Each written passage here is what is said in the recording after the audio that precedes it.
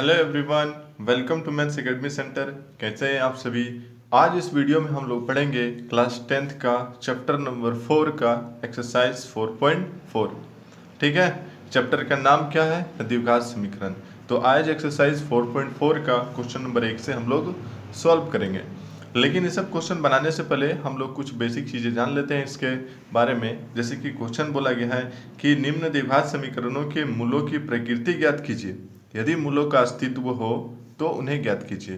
ठीक है। तो ये जो अस्तित्व है, मूल है, इन सभी के बारे में सबसे पहले हम लोग जान लेते हैं। ठीक।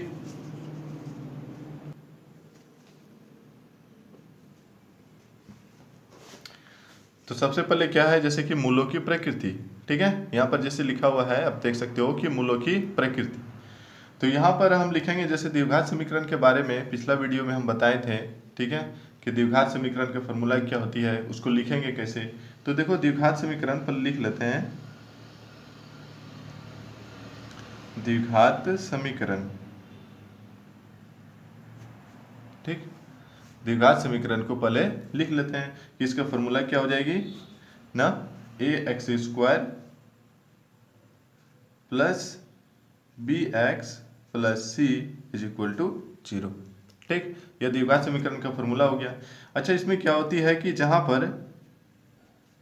पर क्या होनी चाहिए, ए बराबर नहीं होनी चाहिए किसके, न जीरो के।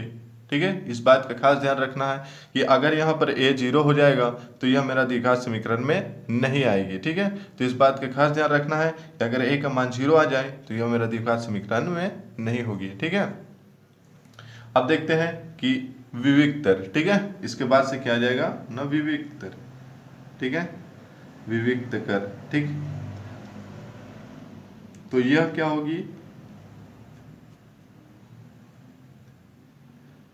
ये जो विविक्तिकर है इसको हम लोग कैसे निकालेंगे। ये जो विविक्तिकर है इसको हम लोग डी बोलते हैं। ठीक है। और डी बोलेंगे, इसका फॉर्मूला क्या होगी ना, बी स्क्वायर माइनस 4ac। ठीक है। इसका फॉर्मूला क्या हो जाएगी ना, बी स्क्वायर माइनस 4ac। ठीक। अब जो है, जैसे कि मूलों का अस्तित्व के बारे में अगर हम लोग बात करें तो इसमें तीन केस आएगी। तीनों केसों के बारे में हम लोग जानते हैं कि कौन सा केस में क्या आएगा तो उसके बाद से क्या होगी। ठीक है। जो पहला केस है उसमें देख लेते हैं, केस नंबर 1। ठीक। तो इसमें क्या होगी, इसमें जो है यदि d का मान धनात्मक होती है। ठीक। क्या लिखेंगे कि यदि d का मान धनात्मक, ठीक, यदि d का मान धनात्मक होती है। ठीक। जैसे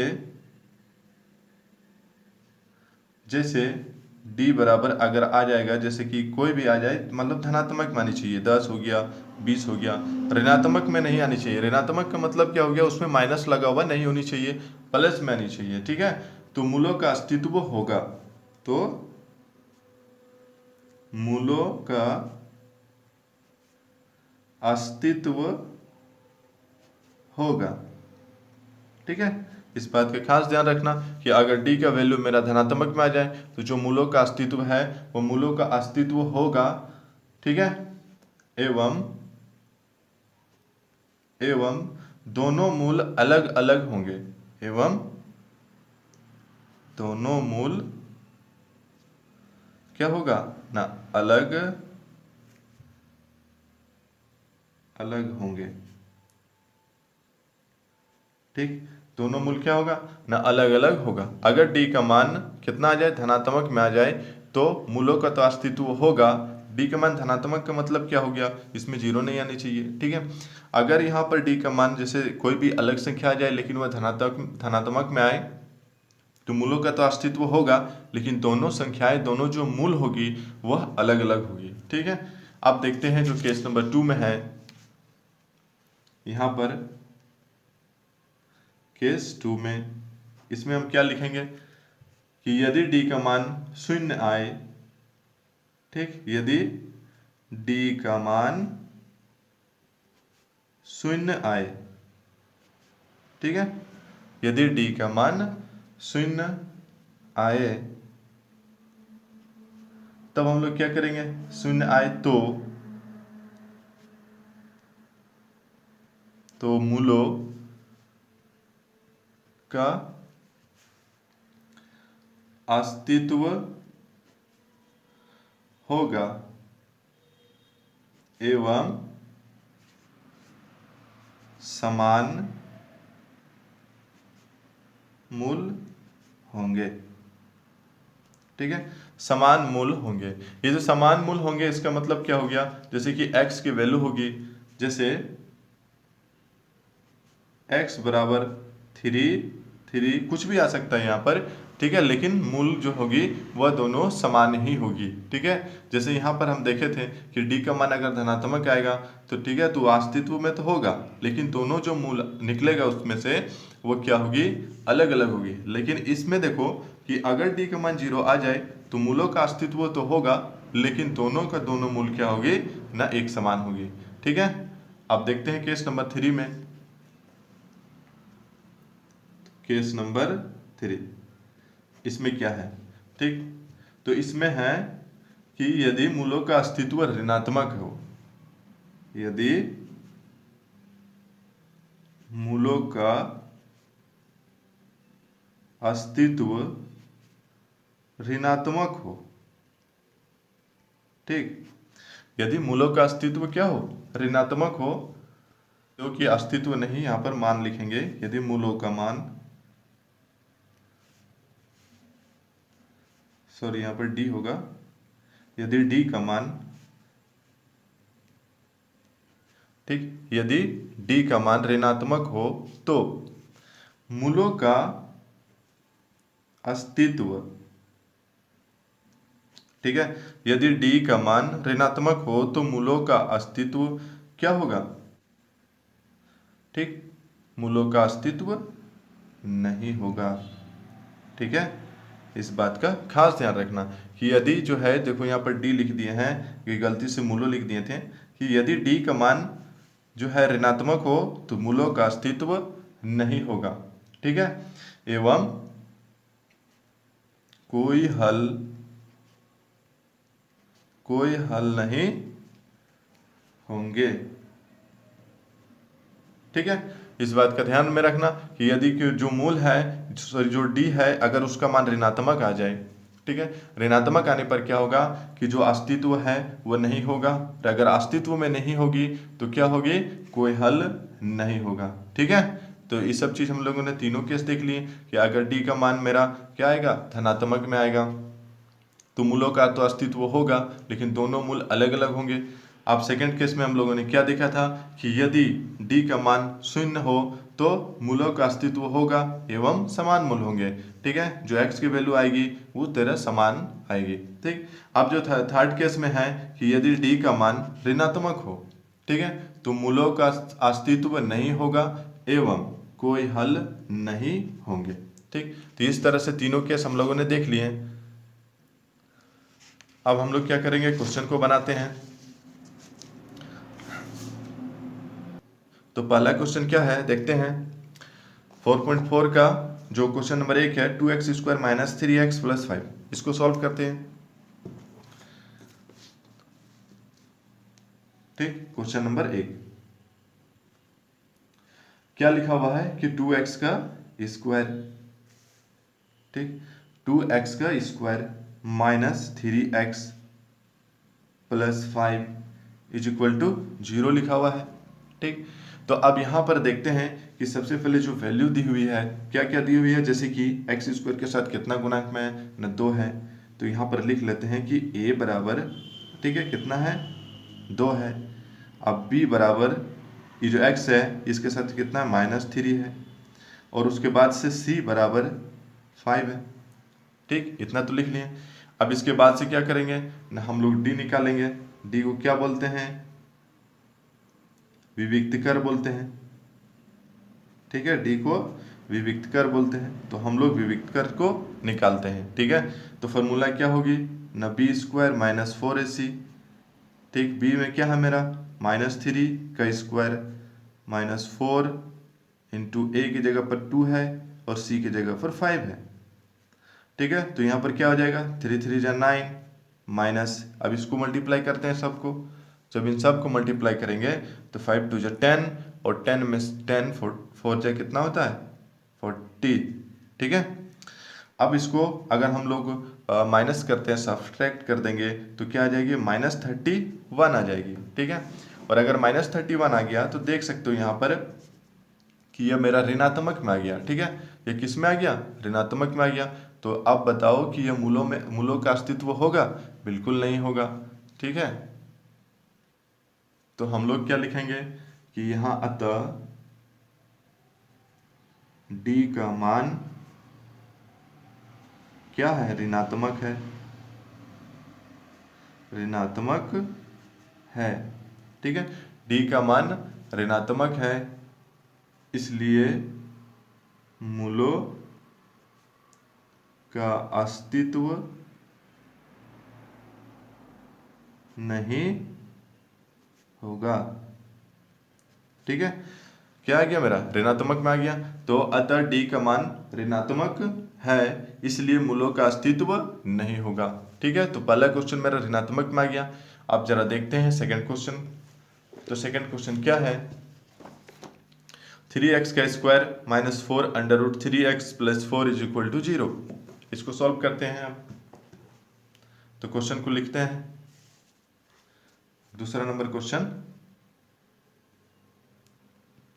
तो क्वेश्चन है कि 3x का स्क्वायर -4 √3x + 4 = 0। ठीक, इतना आ गया। अब हम इसमें सबसे पहले जांच करेंगे कि मूलों का अस्तित्व है या नहीं है। ठीक है, तो देखेंगे a बराबर कितना दिया हुआ है। देखो यहाँ पर 3 है, a की वैल्यू कितना है ना 3 है। अब देखो b बराबर -4 √3 और उसके बाद से c बराबर कितना है मेरा 4 है। अब विविक्त कर निकाल देंगे इसके साथ। तो विविक्त कर क्या निकलेगा इसमें, विविक्त कर, विविक्त कर का मतलब क्या होता है d, और d का फॉर्मूला क्या होती है ना b² - 4ac, b² - 4ac। ठीक, तो अब देखते हैं b की वैल्यू मेरे कितनी है ना -4 √3, तो इसका स्क्वायर करेंगे। -4 इंटू a की वैल्यू कितनी है ना 3 है, और फिर c की वैल्यू कितनी है ना 4 है। अब देखते हैं यहाँ पर क्या करेंगे, इसको ना मल्टीप्लाई करते हैं 4 को 4 टाइम्स, जैसे ऐसे करके हम लोग लिख लेते हैं पहले 4 √3 इंटू -4 √3 लिख लिए माइनस। अब इस सब को मल्टीप्लाई करते हैं, जैसे कि 4 4 16, 16 कितना होती है 48 हो जाएगी। ठीक है, अब आगे देखते हैं। यहाँ पर देख सकते हो कि माइनस और माइनस को अगर एक दूसरे से मल्टीप्लाई करेंगे तो हमेशा प्लस होती है। जैसे कि -4 है और -4 है, इसको अगर मल्टीप्लाई करेंगे तो 16 होगा। अब देखो यहाँ पर √3 और √3 को अगर हम लोग मल्टीप्लाई करेंगे तो अंडर मेरा 9 होगा, और जब √9 हो जाएगी तो √9 का वर्गमूल कितना निकलेगा ना 3। तो यहाँ पर लिखेंगे हम 3 -48, तो 16 48 48 -48 = क्या आ गया 0। ठीक है, आ गया कितना ना 0 आ गया। अब हम क्या जो आप लोगों को बता रहे थे, जो कुछ बेसिक चीजें वहां पर बताए थे कि अगर d का मान 0 आए, ठीक है, तो मूलों का तो अस्तित्व होगा ही, लेकिन उसका जो वैल्यू आएगी, उसका जो मूल आएगा वो आपस में बराबर होगी। तो जरा देखते हैं कि जो मूल है वो बराबर आ रही है कि नहीं। ठीक है, तो कौन सा फॉर्मूला लगेगा, अब ना द्विघाती सूत्र को लगाएंगे हम लोग। तो यहां पर लिखेंगे कि इसलिए द्विघाती सूत्र से, कौन सा फॉर्मूला से बनाएंगे हम लोग ना द्विघाती सूत्र से हम लोग बनाएंगे। और द्विघाती सूत्र का फॉर्मूला क्या होती है, तो द्विघाती सूत्र का फॉर्मूला होती है कि मूल x बराबर -b plus -√d is divided by 2a। ठीक है, यही है मेरा द्विघाती सूत्र। d का वैल्यू तो मेरा आ गया है, b का मान हम ले लेंगे उसमें से इक्वेशन से। तो क्या होगा इसके बाद से जरा देखते हैं इसमें।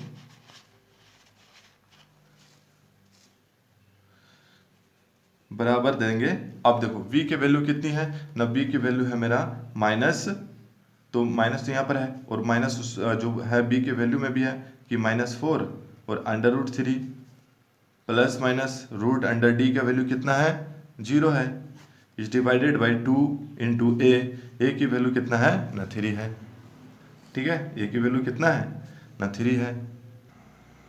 ठीक, एक बार दिखा देते हैं, जैसे कि देख लो यहाँ पर कि b की जो वैल्यू है वो -4 √3 है और जो a की वैल्यू है वो 3 है और c की वैल्यू मेरा 4 है। ठीक है, वही हम यहाँ पर पुट कर दिए इसको। ठीक है, अब क्या करेंगे, हम आगे बनाते हैं इसके।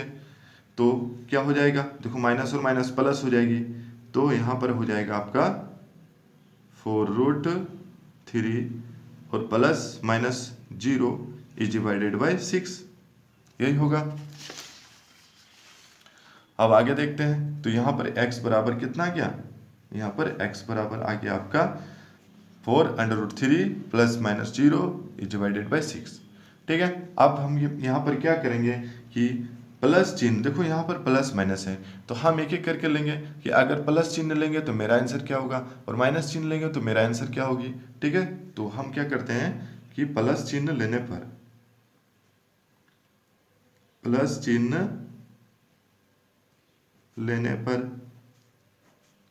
ठीक है, तो प्लस चिन्ह लेने पर क्या हो जाएगी, x बराबर जो आएगी वो 4√3 इज डिवाइडेड बाई 6। ठीक है, अब इसको क्या करेंगे, हम लोग काट देते हैं कि 2 दूनी 4 और 2 तिया 6, तो मेरा कितना आ गया 2√3 इज डिवाइडेड बाई 3 आ गया ना इतना।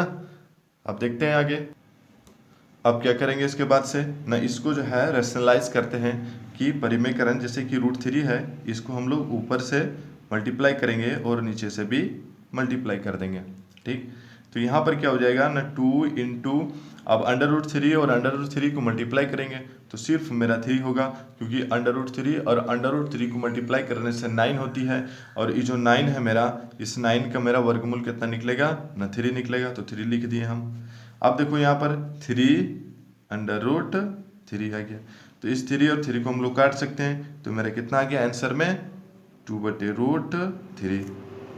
ठीक है, 2/√3 आ गया, यहाँ से देख सकते हो ये इसका मेरा आंसर है। अब जो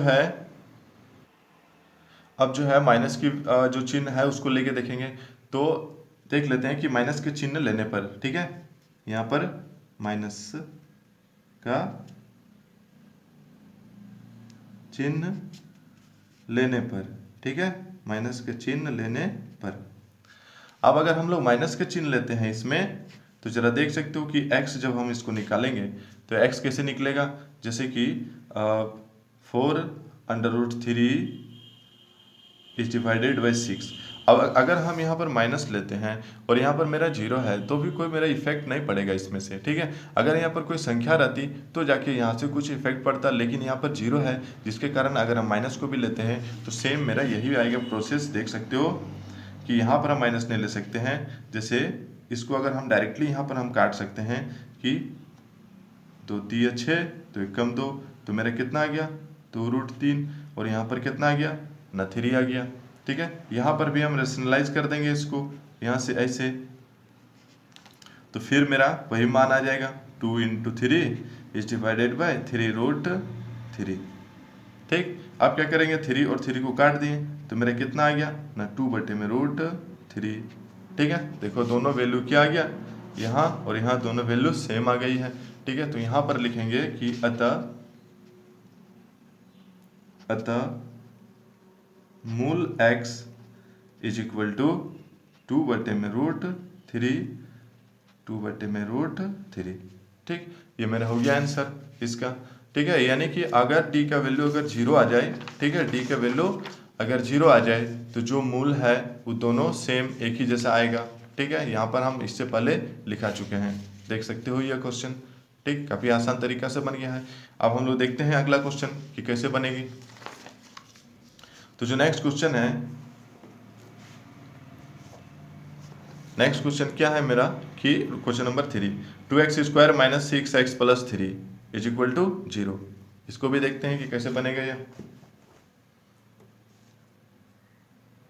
तो क्वेश्चन क्या है लिख लेते हैं एक बार तो क्वेश्चन है कि 2x का स्क्वायर 2x का square minus 6x plus 3 is equal to 0 इतना है। अब हम क्या करेंगे, सबसे पहले इसको लिखेंगे a बराबर 2 है, b बराबर -6 है और c बराबर 3 है। तो विविक्त कर निकालते हैं। विविक्त कर यानी कि d निकालते हैं। फॉर्मूला क्या होगी, बी स्क्वायर माइनस 4ac होगी ना। अब देखते हैं आगे, b में मेरा वैल्यू कितनी है ना, -6 है, -4 इंटू a में कितना है ना 2 है और c में 3 है। अब कितना हो जाएगा, 6 6 36 होगी, माइनस 4 दूनी 8, ठीक है, 4 दूनी 8, 8 दिया 24। अब इसको घटाते हैं हम, तो 36 में से अगर 24 चल गया तो कितना बचेगा, 6 में से 4 गया तो बचेगा 2, ठीक है, और यहाँ पर क्या 3 में से 2 गया तो बचेगा 1, ठीक। तो कितना बच गया मेरा ना 12 बच गया, ठीक है, 12 बच गया। अब जो है यह मूलों का अस्तित्व है, ठीक है। तो यहाँ पर क्या लिखेंगे कि अतः d का मान धनात्मक है, ठीक है, d का मान धनात्मक है, इसलिए मूलों का अस्तित्व है, ठीक है। d का मान धनात्मक है इसलिए मूलों का अस्तित्व है। अब क्या करेंगे, अब इसका द्विघात समीकरण, द्विघाती सूत्र से इसका मूल निकालेंगे। तो यहाँ पर लिखेंगे हम कि इसलिए द्विघाती सूत्र से, ठीक, द्विघाती सूत्र से। तो द्विघाती सूत्र से हम मूल निकालेंगे तो मूल x बराबर फॉर्मूला क्या हो गया, -b plus minus root under d is divided by 2a, यही होती है। अब आगे देखते हैं कि b के वैल्यू मेरे कितनी आई है ना, -6 है, तो यहाँ पर हम -6 को ले लेते हैं। ऑलरेडी मेरे पास माइनस है और 6 के साथ भी माइनस है, तो प्लस माइनस, और d के वैल्यू कितनी आई है ना 12, ठीक, 2 हो गया नीचे, और a की वैल्यू कितनी है ना 2 है, तो a की वैल्यू हम यहाँ पर लिख लेते हैं 2। अब देखो यहाँ पर माइनस और माइनस क्या हो गया, अगर मल्टीप्लाई करेंगे तो प्लस हो जाएगी, तो क्या हो जाएगा मेरा 6 होगा ना। अब यहाँ पर प्लस माइनस रूट अंडर, इसको तोड़ते हैं तो 4 दिया 12 आ जाएगा, ये मेरा 4 आया ना। अब देखो यहाँ पर कि कॉमन करते हैं, जैसे कि पहले इसको लिख लेते हैं इससे प्लस माइनस। अब 4 का कितना निकलेगा, वर्गमूल निकलेगा, 4 का मेरा 2, और अंदर में कितना बच गया 3, और यहाँ पर कितना मेरा नीचे 4 है, ठीक। अब क्या करेंगे, इसमें से कॉमन करते हैं 2 को। जब 2 को कॉमन करेंगे तो यहाँ पर बचेगा मेरा 3 plus minus root under 3 is divided by 4, ठीक है। अब क्या करते हैं, इसको काट सकते हैं हम, 2 दूनी 4, तो मेरा कितना आ गया 3 plus minus root under 3 is divided by 2, ठीक है। तो यह हो गया मेरा मूल x, ठीक है, मूल x बराबर 3 plus minus root under 3 is divided by 2 हो गया मेरा, ठीक है, ठीक है। मूल मेरा कितना आ गया, इतना आ गया। अब हम क्या करेंगे, इसको इसमें 2 मूल में इसको कन्वर्ट करेंगे, प्लस लेने पर और माइनस लेने पर। तो यहाँ पर हम क्या करेंगे कि प्लस चिन्ह लेने पर, ठीक है। तो जब हम लोग प्लस चिन्ह लेते हैं तो क्या हो जाएगा, मूल x बराबर क्या हो जाएगी ना 3 plus under root 3 is divided by 2, और यहाँ पर लिखेंगे कि माइनस चिन्ह लेने पर तो क्या हो जाएगी, इसका मूल माइनस चिन्ह लेने पर मूल x बराबर 3 minus root 3 is divided by 2, ठीक है। इस तरह से मेरा 2 आंसर आ जाएगा, यानी कि मूलों जो मूल है मेरा, एक वो प्लस में आ जाएगी, एक वो माइनस में आ जाएगी, ठीक है। या फिर आप जो है डायरेक्टली ऐसे ही रख सकते हो, ठीक है। तो आज जो है हम लोगों ने देख लिए क्वेश्चन। अब देखते हैं क्वेश्चन नंबर 2 को, ठीक है। क्वेश्चन नंबर 2 कैसे बनेगी जरा देख लेते हैं। क्वेश्चन नंबर 2 में बोल रहा है कि निम्न प्रत्येक द्विघात समीकरण में k का एक ऐसा मान ज्ञात कीजिए जिसके 2 बराबर मूल हो, ठीक, यानी कि दो बराबर मूल हो, इसका मतलब क्या हो गया कि जो क्वेश्चन नंबर 1 था उसमें हम लोगों ने देखा था कि अगर मूल दोनों बराबर है इसका मतलब क्या होगा, डी बराबर होगी। ठीक है, डी अगर बराबर हो गया यानी डी बराबर अगर 0 आ गया, ठीक है, तो हमारा क्या होगा ना, दोनों मूल बराबर हो जाएगा। ठीक, तो जरा देखते हैं फर्स्ट क्वेश्चन, के का मान ज्ञात करने बोल रही है। तो पहला क्वेश्चन क्या है, क्वेश्चन नंबर 2 का फर्स्ट क्वेश्चन। ठीक, क्वेश्चन नंबर 2 का पहला क्वेश्चन हम लोग लिख लेते हैं पहले कि 2x² plus k x, 2x² plus k x plus 3 is equal to 0। ठीक है, प्लस 3 इज इक्वल टू 0। अब सबसे पहले हम लोग यहाँ लिख लेते हैं कि a बराबर 2 है, b बराबर k और c बराबर आ गया मेरा 3। ठीक है, अब क्या करेंगे कि प्रश्न अनुसार, ठीक है, प्रश्न अनुसार क्या बोला गया है कि मूल बराबर है, मूल क्या है ना, बराबर है। ठीक, अगर मूल बराबर है तो ऐसी स्थिति में क्या करेंगे, इसलिए डी बराबर हम लोग 0 लिख सकते हैं। ठीक है, मूल जैसे बराबर हो जाए तो डी बराबर हम लोग 0 लिख सकते हैं आराम से। और उसके बाद से क्या है कि डी का फॉर्मूला लगा देंगे यहाँ पर कि b² माइनस 4ac बराबर क्या आ गया, 0 आ जाएगा। अब b की वैल्यू कितनी है ना, देख सकते हो यहाँ पर k है, तो यहाँ पर लगा देते हैं हम लोग k का स्क्वायर माइनस 4 और a की जगह पर 2 है और c में 3 है इक्वल टू 0 आ गया इतना। अब k स्क्वायर माइनस 4 दूनी 8 और 8 दिया 24। ठीक है, बराबर क्या आ गया ना, 0 आ गया। अब क्या करेंगे, के स्क्वायर ये जो 24 है माइनस में है, लेकिन हम बराबर इधर लेके आएंगे तो मेरा प्लस में हो जाएगा। ठीक, अब यहाँ पर देखो कि के में मेरा क्या है ना, स्क्वायर है। अब स्क्वायर को अगर हम लोग हटाते हैं तो यहाँ पर होगा √4 24। ठीक, तो जब √24 हो गया तो इसको हम लोग तोड़ लेते हैं। ठीक है, ये प्लस माइनस √24 हो गया। अब क्या करेंगे, इसको हम लोग तोड़ेंगे कि प्लस माइनस √24 है तो इसको हम लोग कैसे तोड़ेंगे, 4 छक 24। ठीक है, 4 6 24। ठीक, तो के बराबर हो गया आपका प्लस माइनस ये जो 4 है इसका निकल जाएगा मेरा 2 और अंदर बचेगा मेरा 6। ठीक है, तो के की दो वैल्यू निकल जाएगी मेरी, इसलिए के बराबर एक हो जाएगा आपका 2√6 और दूसरा आ जाएगा आपका -2√6। ठीक, इस तरह से के की दो वैल्यू आ गई मेरी और बहुत ही आसान तरीके से यह सॉल्व हो गया क्वेश्चन नंबर 2। ठीक है, तो अब देखते हैं नेक्स्ट क्वेश्चन। ठीक है, क्वेश्चन नंबर 2 का 2 नंबर देख सकते हो यहाँ पर क्या लिखा है कि के एक्स ब्रैकेट के अंदर है x minus 2 plus 6 is equal to 0। ठीक है, इसको बनाते हैं, इसको भी बहुत आसान तरीके से बना लेते हैं। क्वेश्चन नंबर 2, ठीक, के एक्स अंडर ब्रैकेट के अंदर x minus 2 plus 6 is equal to 0। ठीक है, क्वेश्चन में क्या बोला है कि मूल मेरा दोनों का मूल कितना है, दोनों मूल मेरा बराबर है। तो जब दोनों मूल बराबर है तो डी बराबर 0 लिखेंगे। तो यहाँ पर सबसे पहले इसको हम इक्वेशन के फॉर्म में लाएंगे तो के एक्स का स्क्वायर कैसे हुआ, के एक्स को एक्स से मल्टीप्लाई करेंगे तो के एक्स स्क्वायर होगी माइनस 2kx। ठीक है, इसको इससे मल्टीप्लाई करेंगे, उसके बाद से प्लस 6 इज इक्वल टू 0 इतना आ गया। अब क्या करेंगे, इसको a बराबर k आ गया, देखो यहाँ पर। ठीक है, उसके बाद से b बराबर आ जाएगा -2k। ठीक, और c बराबर आ जाएगा सिर्फ 6 आ गया। अब क्या करेंगे, इसके बाद से हम लोग कैसे बनाएंगे इसको, यहाँ पर लिखते हैं कि मूल बराबर है। ठीक, प्रश्न अनुसार, ठीक, प्रश्न अनुसार क्या होगी न, मूल बराबर है। ठीक, इसलिए d बराबर हम 0 लिख लेते हैं, 0 लिख लिए। उसके बाद से हम d का फॉर्मूला लगा देंगे तो d का फॉर्मूला में क्या होगी न, b² माइनस 4ac बराबर 0 है ना इतना। आप क्या करेंगे, जो b की वैल्यू है तो b की वैल्यू मेरा कितना है न, -2k।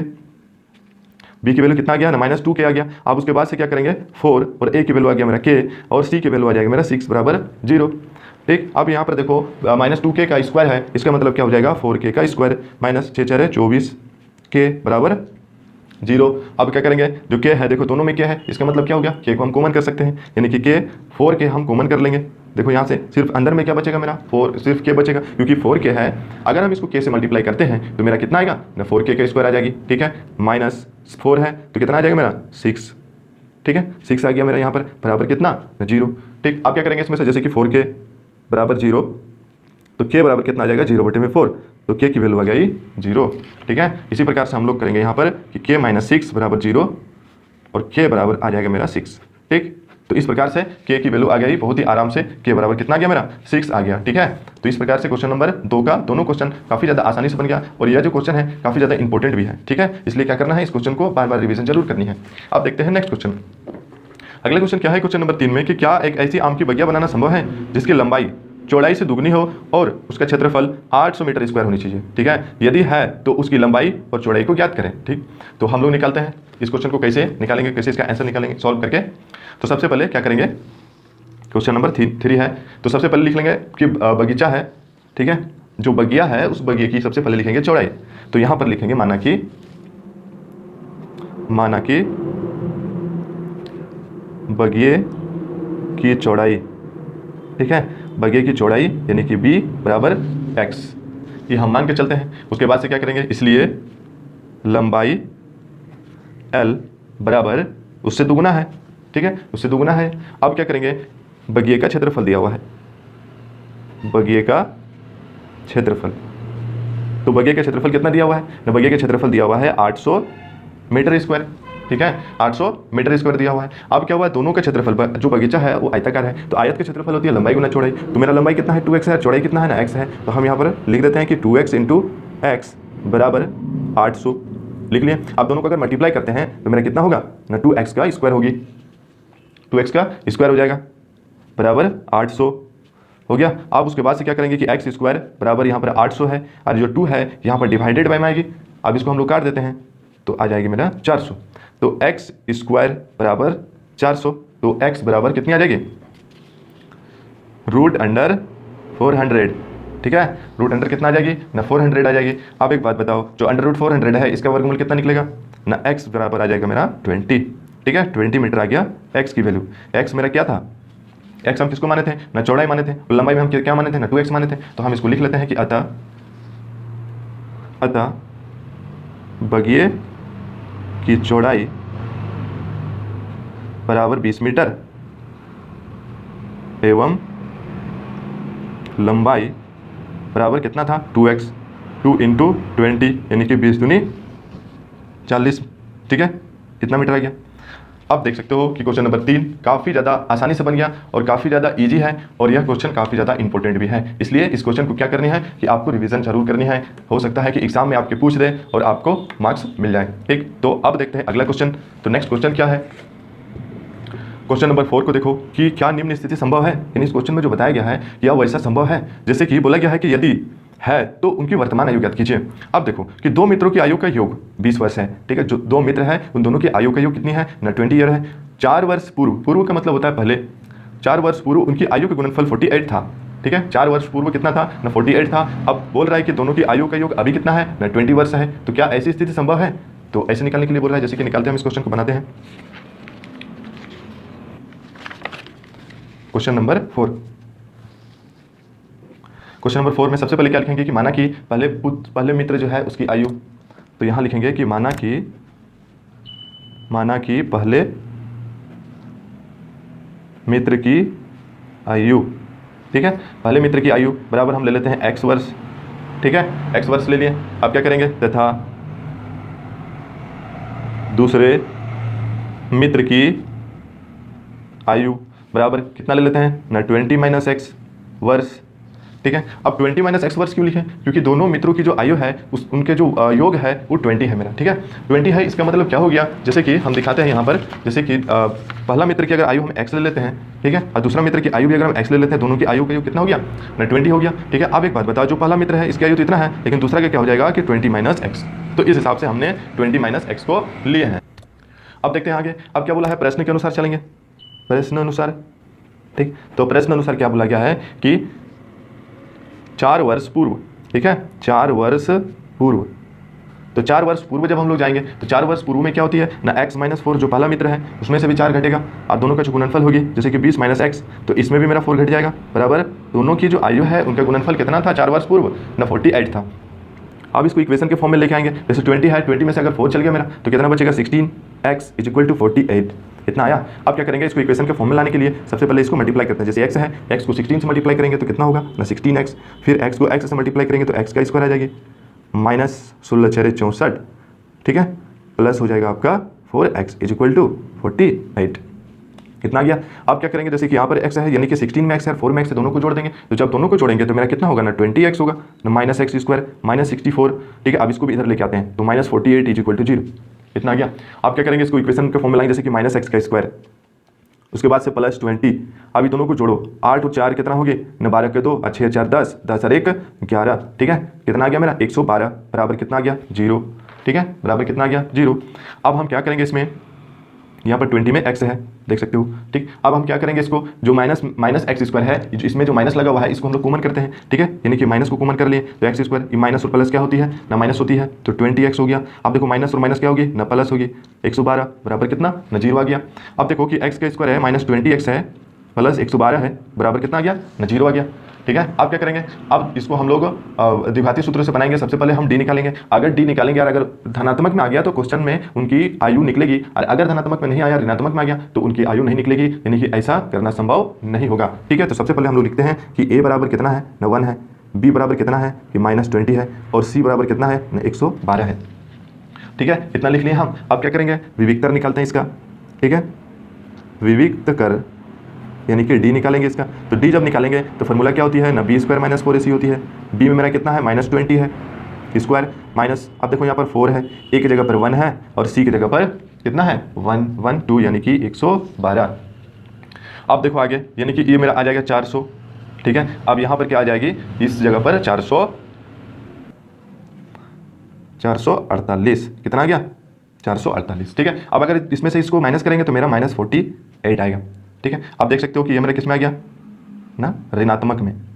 ठीक है, किसमें आ गया ऋणात्मक में। तो यहाँ पर हम क्या बताएं कि अगर ऋणात्मक में आ जाए, इसका जो विविक्तर है अगर ऋणात्मक में आ जाए तो इसको आगे बनाना संभव नहीं है। तो हम क्या करेंगे, यहाँ पर लिखते हैं कि अतः